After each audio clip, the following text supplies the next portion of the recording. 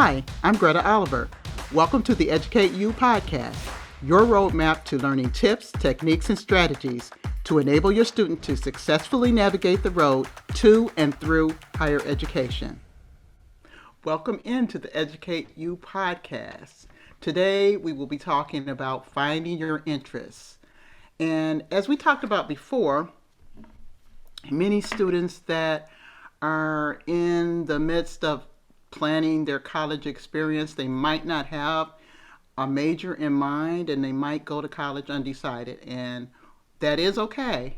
But one of the things that you can do with your student, or encourage your student to do alone, would be for them to take advantage of some of the websites that will enable them to find out their interests, because their interests will ultimately lead to decisions about what major they might want to pursue, as well as what career they might wish to pursue as well. So one thing that you might want to do as a parent is to kind of talk to your student, ask your student, what is it that you would like to do, if they know or if they don't know.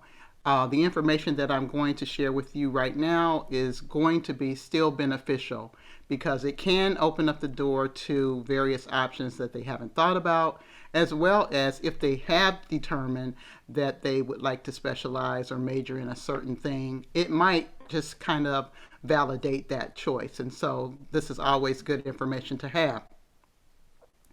So the first step would be, once you've had the discussion and kind of talk to your student about what it is they might want to pursue for their major, or what they're interested in doing as far as a career and why they're going to college, and we determine that they are going for a specific reason, that they do want to go, that they do want to pursue higher education, and if they are undecided, you should talk to them and ask them if in their high school they have a program or a tool that's available to them called Naviance.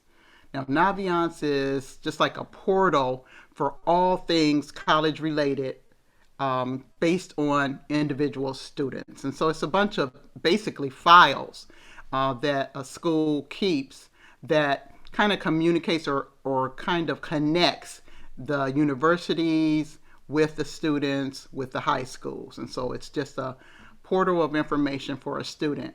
And within this portal, there is an opportunity to take advantage of taking an interest inventory.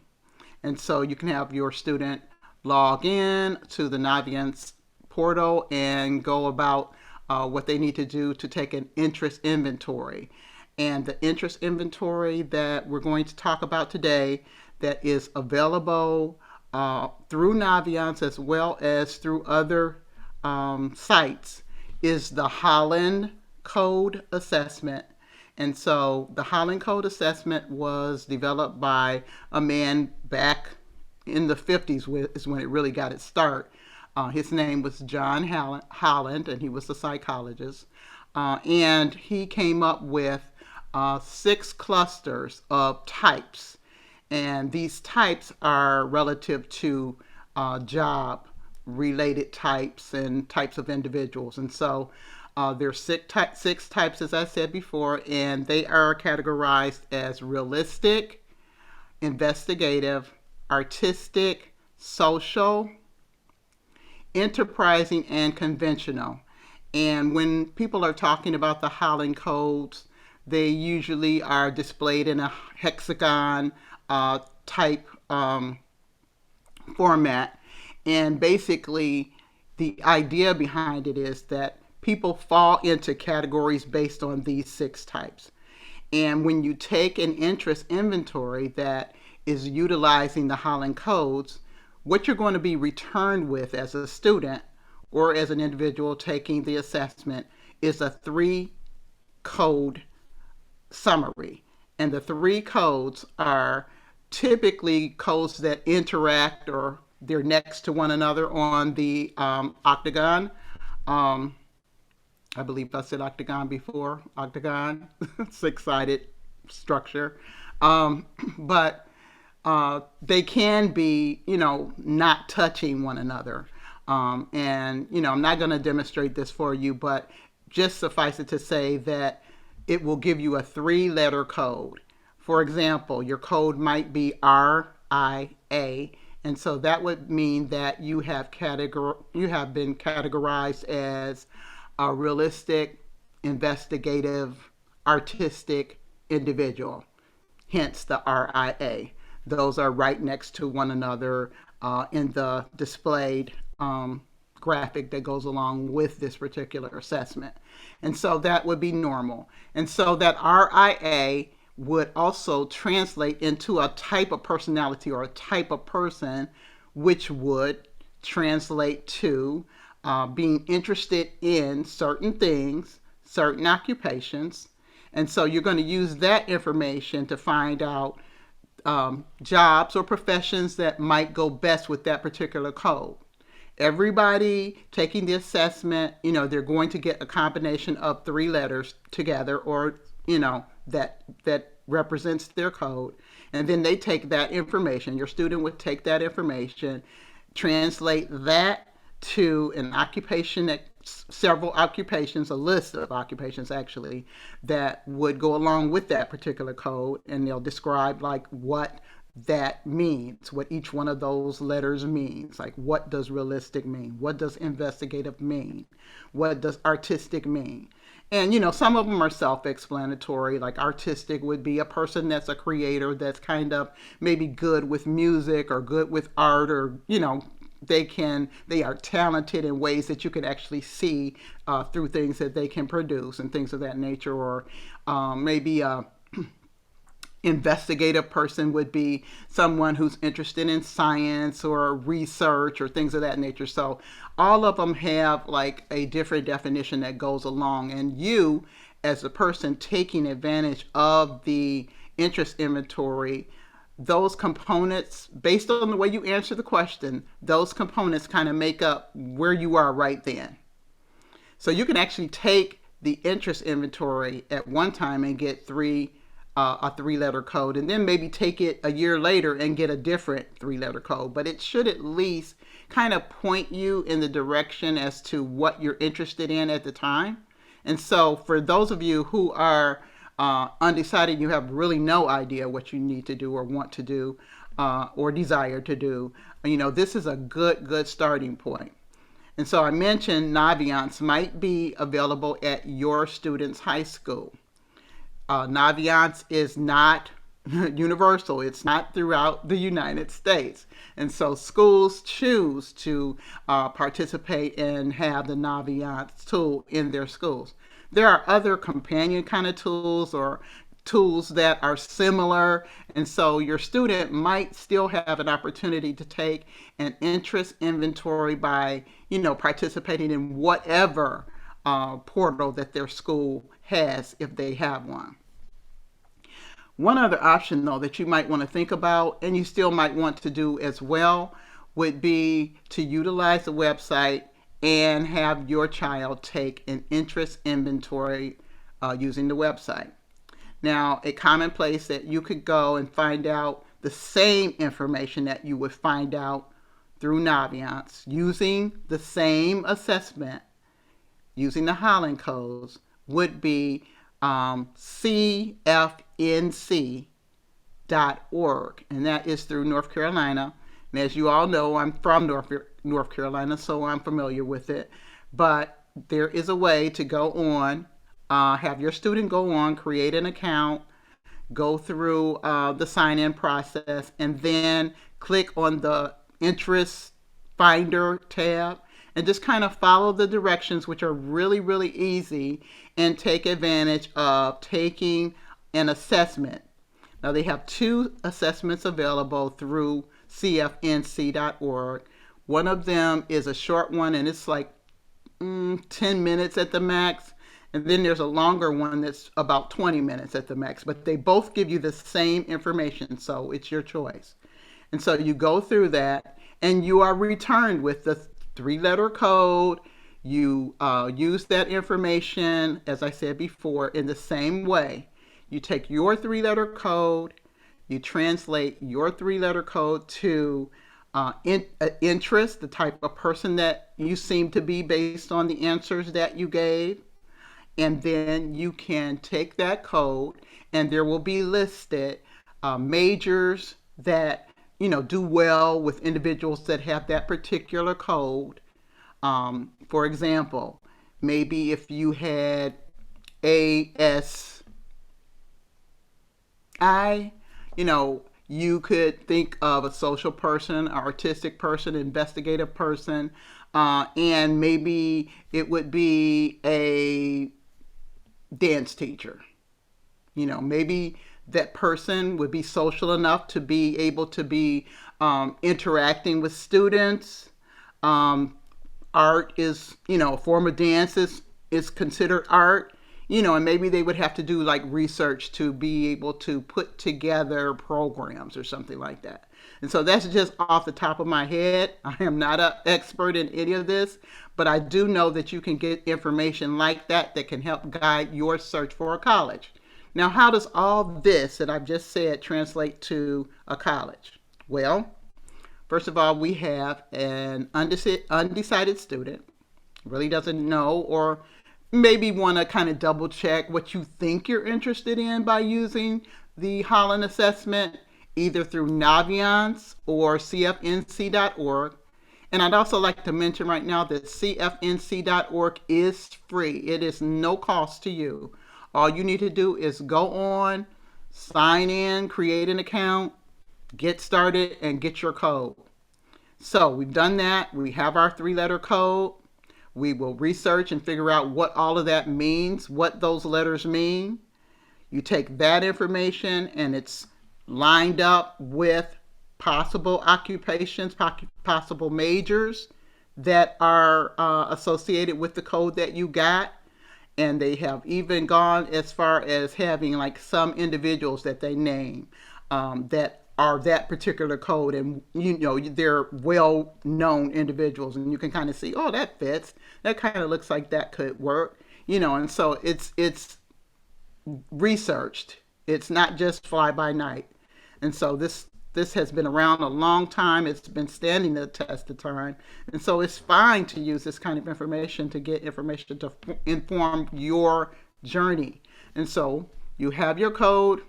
You have possible interests that you have, and they kind of sound good. And then you take that information and you find colleges that have majors that can support what it is you're interested in. So you don't really want to go to a college if they don't have your major, if they don't have anything near what you want to do. That's basically wasted time. Okay? Wasted time. Wasted effort. You don't want to do that. Now, unless you're going to a college where they have the ability for you to kind of make up your own major, and some colleges do have that. You kind of have a Bachelor of Specialized Studies, and you kind of throw in the stuff that you like, and throw in the classes that support what you like, and come out with a degree. And it's a generalized degree, but it's a degree nonetheless. So unless your college has that, you would like to find a college that supports what your interests are. So you find a college that supports what your interests are based on the assessment results from the Holland Code assessment. And then you find your college. Those are the colleges that you might want to look at more closely. So we're narrowing the list, okay? Where we might have had 10 on the list, and then we find out that 2 of them are, at best, they are not going to help you at all. They don't have anything with, that is remotely tied to what you're interested in. So you could just cross those off the list. And then you put your energies into researching colleges that support what you are interested in doing and the kind of person you are, what you're interested in pursuing as far as a major and your career, your profession.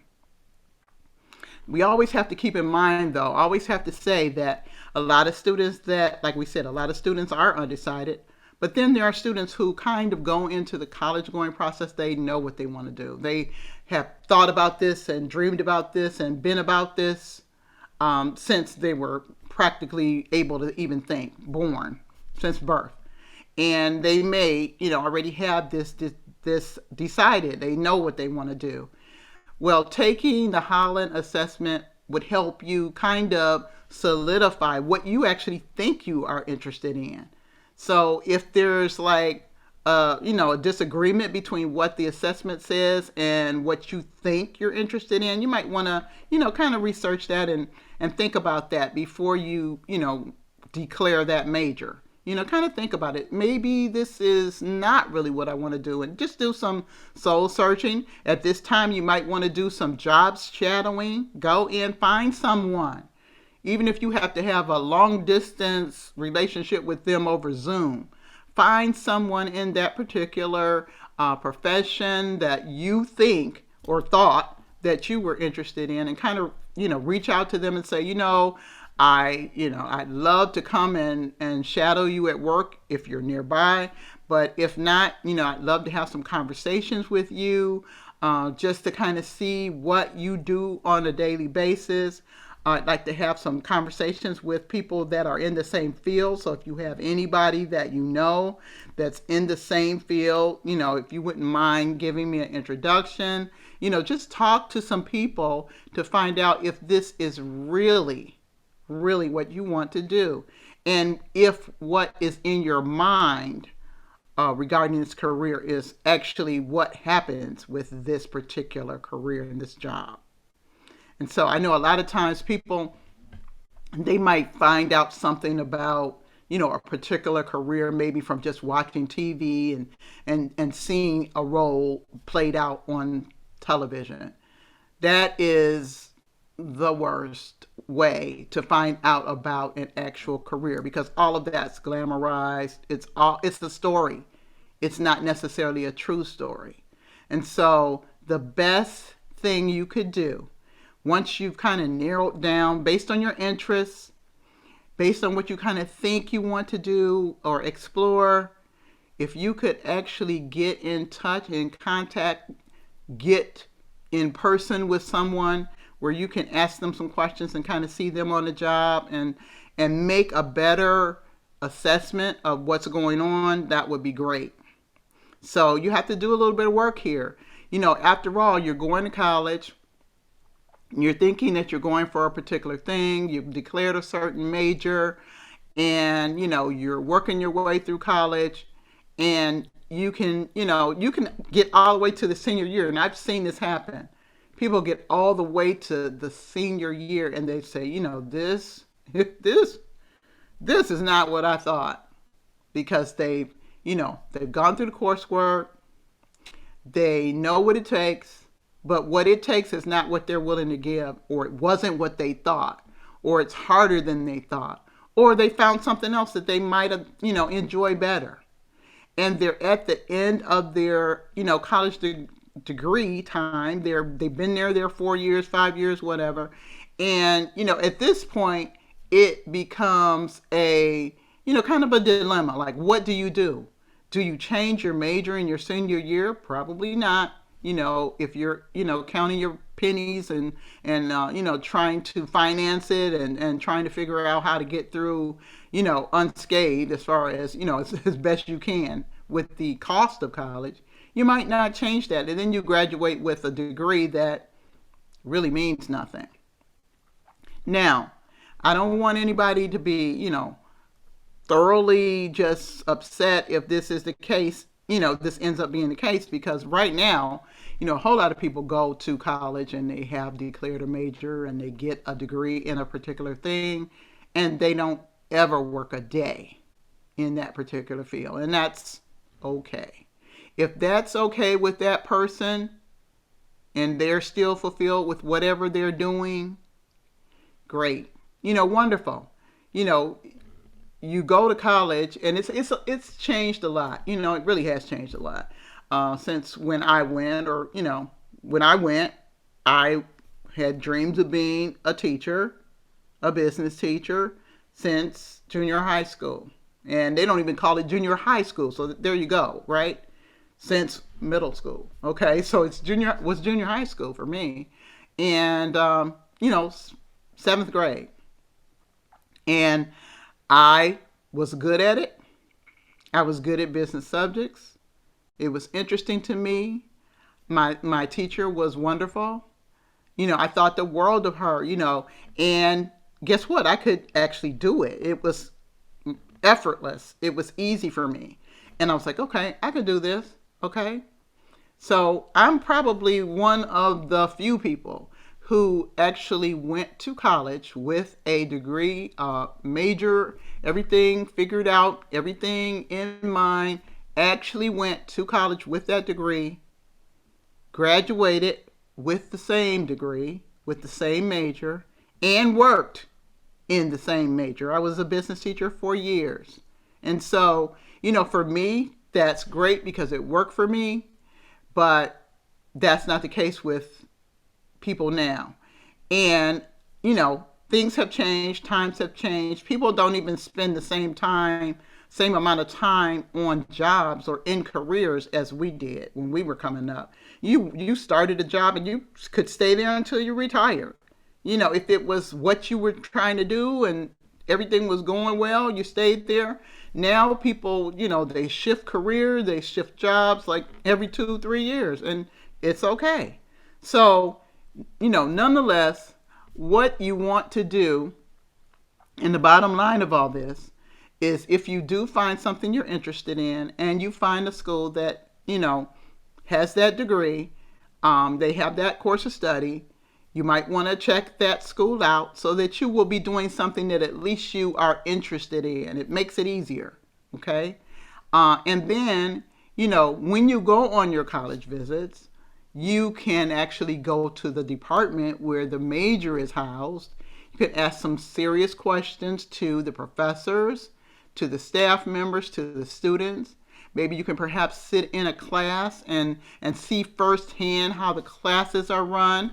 Sit in a lecture, sit in a lab, sit in some different classes so you can see what that's all about, how that feels to you as part of your college visit.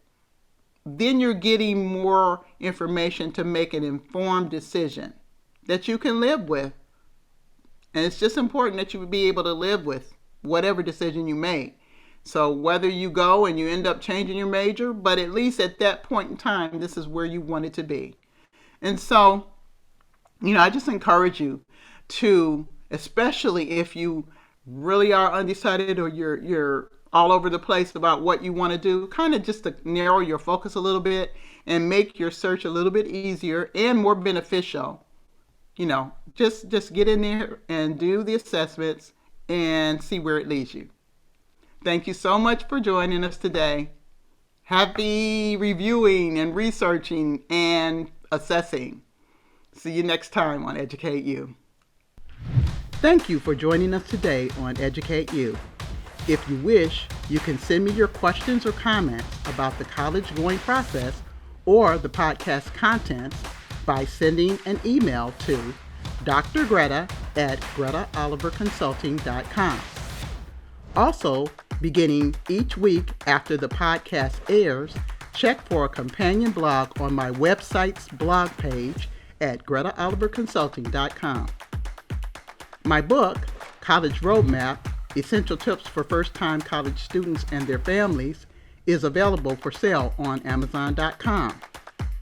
Join us next week for another tip or strategy to make the road to higher education easier for your student.